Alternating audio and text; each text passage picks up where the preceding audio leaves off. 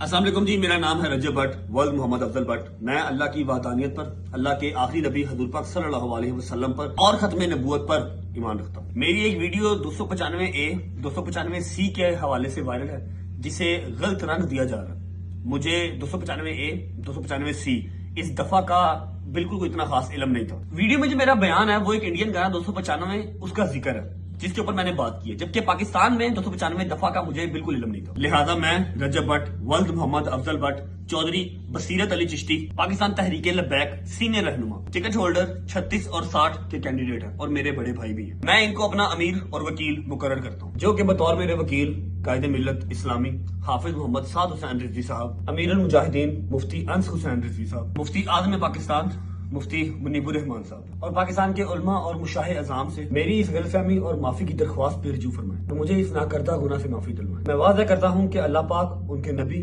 صحابہ کرام اور اہل بیت سے دل سے محبت کرتا ہوں۔